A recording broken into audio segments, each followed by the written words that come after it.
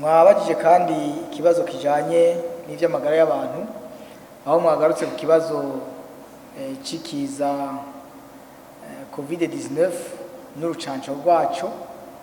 Muravuga muti ibijanye n'urwo rucanco umengo ntibitomoye neza.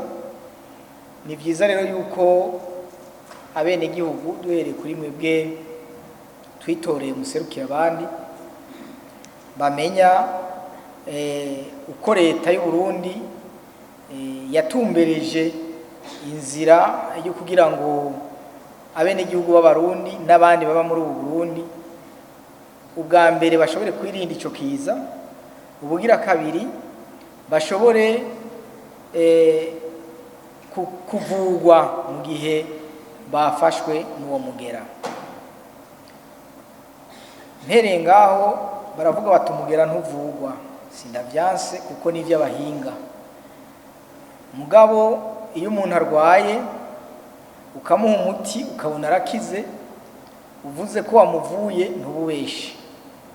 Turazi ko ngaha mu gihugu cacu rero igihe ikiza ca corona gitereye, abahinga mu vy'ubuganga babirongowemwo n'umushikiranganje abijejwe amagara y'abantu barakoranye n'ibindi bisata mpuzamakungu nk'ishirahamwe mpuzamakungu rijejwe amagara y'abantu OMS kugira ngo barabe imiti bokwegeranya yoshobora gutuma umuntu arwaye ico kiza ayifashe ashobora kuronka agahengwe umubiri wiwe ugatsinda uwo mugera hanyuma agakira.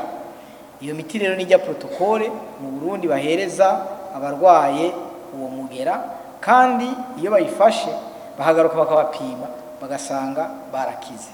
Bisigura ngo mu Burundi turafise uburyo bwo kwikingira, turafise n'intumbero yo kuvura abarwaye, kandi ivyo byose bigakorwa na leta. Mu kwikingira harimo gupimwa. Hanyuma uko ibiza vyagiye bitera, hari ibiza vyashoboye kuronka incanco n'ibitaronse incanco. Incanco turazimenyereye: Bukangwe, Gasama, Igituntu n'ibindi n'ibindi. Mugabo hari n'ibindi biza bitararonka incanco. Hari sida, hari za diabete, ni nk'ibiza vyagiye bitera. Hari ingwara nyinshi zidakira, hari za kansere n'izindi zitararonka incanco.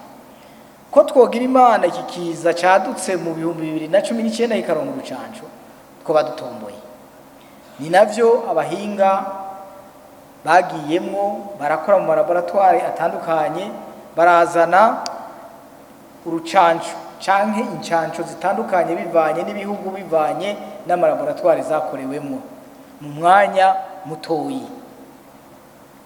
Ni vyiza kandi kubona urwo rucanco rwobonekana mu mwanya mutoyi, kuko umwanya gwabonekanyemwo mu mateka y'isi niwo mutoyi wa mbere ubaho tugereranije nuko vyamye bigenda.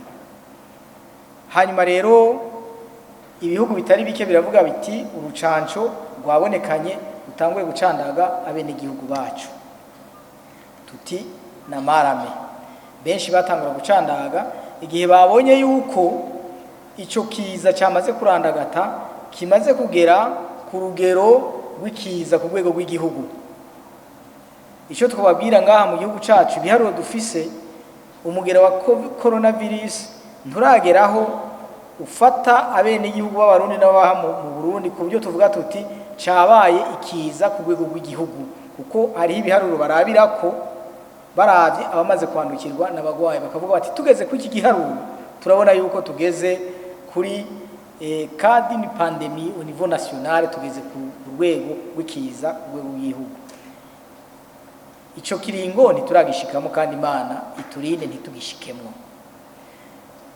Hanyuma rero incanco zimaze gukwira,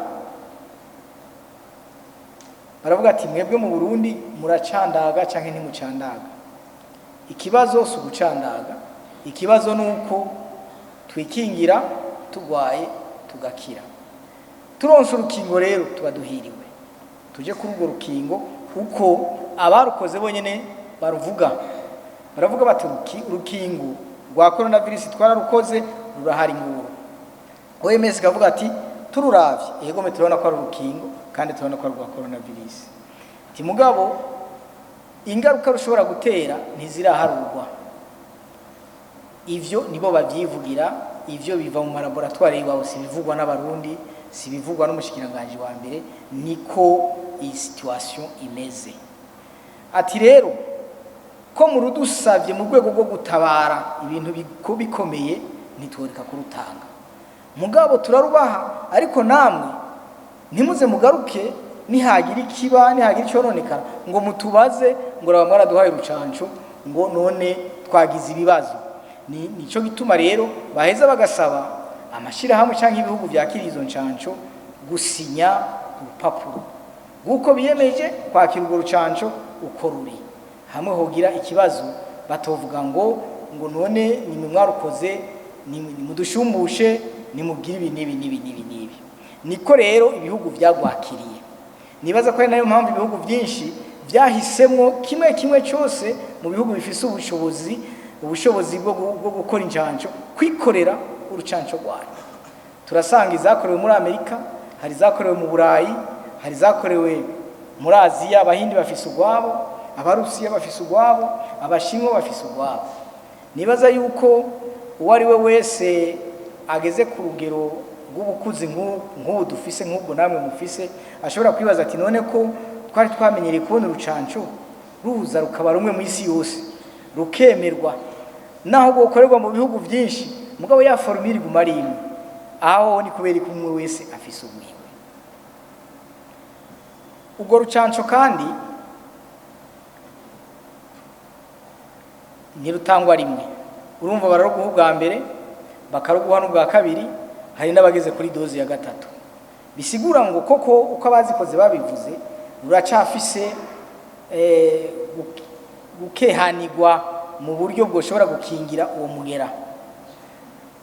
Ubwo rucanco kandi hari abarufashe bagakwiza izo doze bakagaruka bakagwara, uwugiriye ibakwe rike no kuhasiga ubuzima akahasiga ubuzima. Ubwo burorero burahari, haba muri ivyo bihugu vya rutura, haba no mu bihugu bidukikije. Tukagira tuti rero urucanco ni gwiza yuko koko uwumva rukeneye yorufata, mugabo bakarufata azicarico.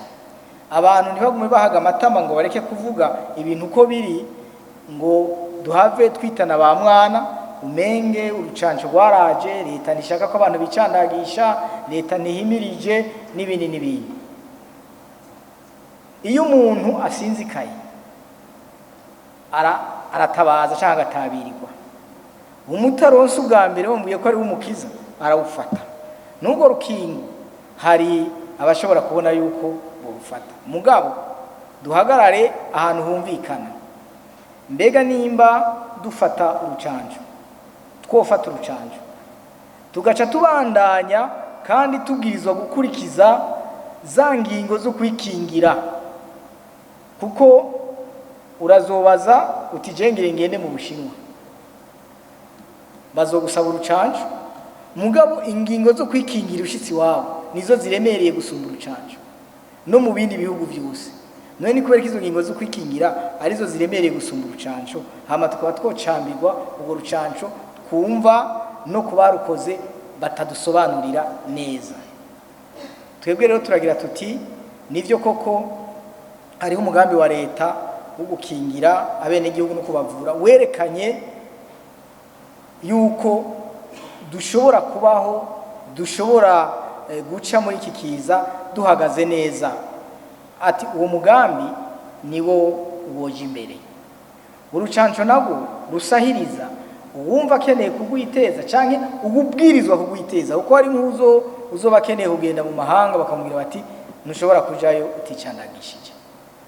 Aho ko yirirwa arafata indege agenda kurondera i Nairobi, agenda kurondera i Kigali, agenda hehe narusanga aho hafi, mugabo abazi icatoye icarico. Sinovuga ngo abakizi kuko na bene cyo ntibaragitomokerwa neza.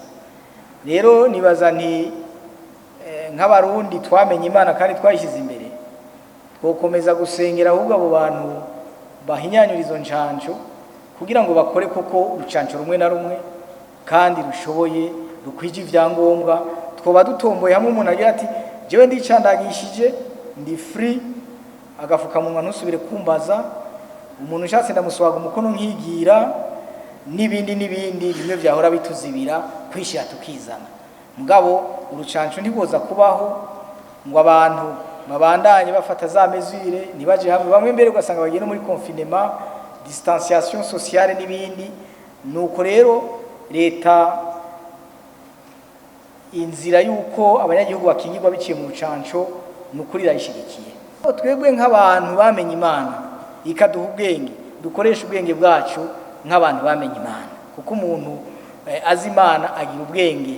Tumenye rero ingene izo ncanco tuzakira, ukeneye abona biri ngombwa koko nagende icanagishe koko.